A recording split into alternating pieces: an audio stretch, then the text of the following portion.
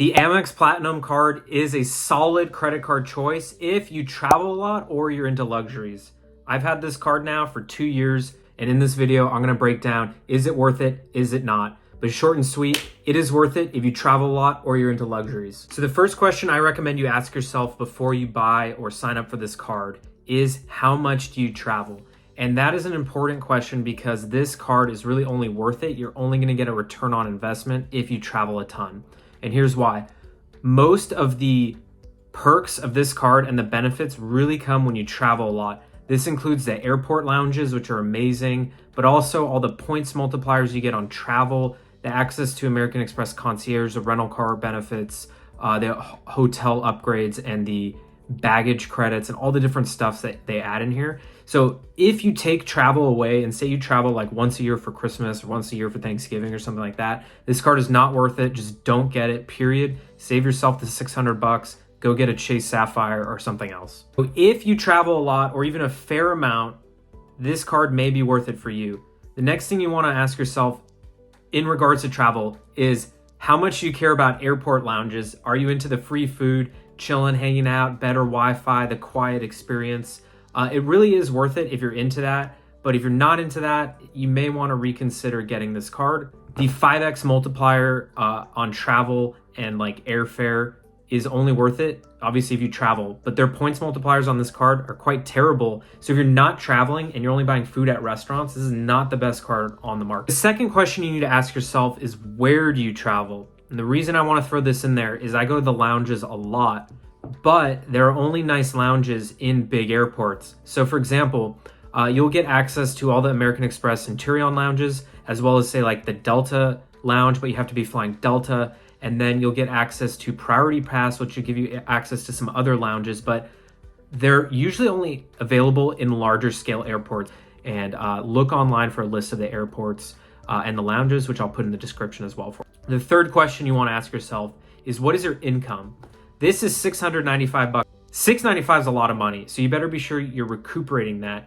If you say make $10,000, $20,000 a year, or you're like working part-time or something, just don't get this card. It's just a lot of money. It's a lot of luxuries, and you don't need it if you make that much money.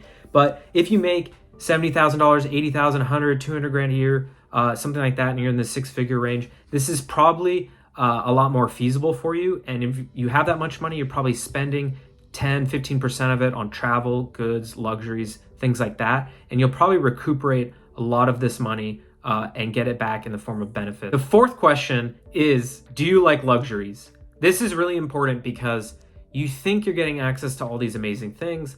Wow, I'm gonna get my room upgraded when I check into a nice hotel. I'm gonna get $200 back on my baggage. But these things are only really nice if you really like luxuries. Like if you wanna hang out in an airport lounge and eat at a buffet, that's really cool. But you could also just like go to Chipotle in the airport and buy a burrito bowl for $13. So it's worth it if you want an awesome experience like that and you want the free espresso and a glass of Chardonnay and you want to hang out in an airport, get all these benefits.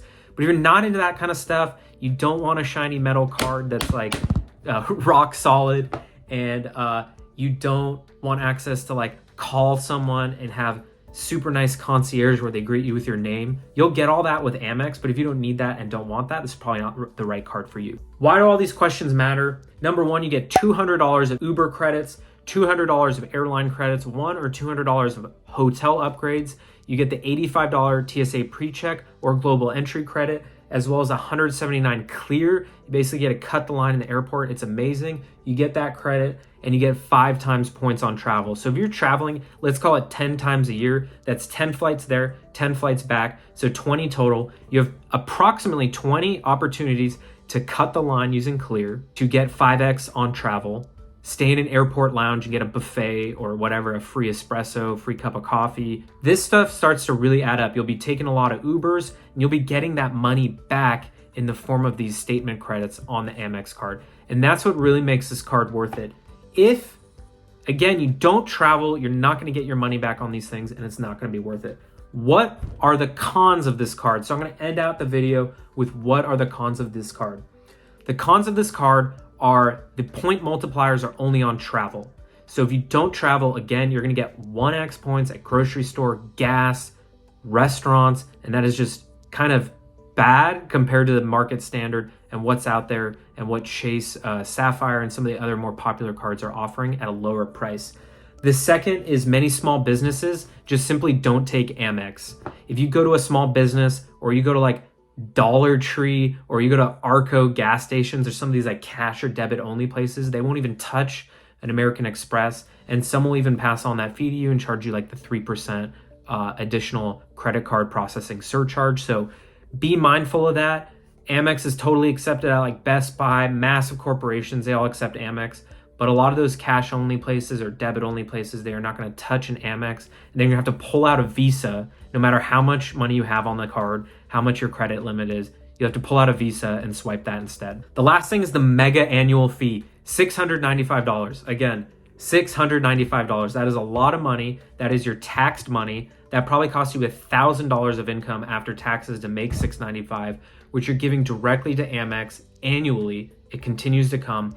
And it is not worth it if you don't travel. So that is one of the cons of this card, is just simply outright expensive. But again, if you travel a lot and if you're into luxuries, the Amex card is worth it. I recommend it. I have it and I'm not getting paid to do this video. I did this video because these were not as well published as they are. There's definitely more out on YouTube now.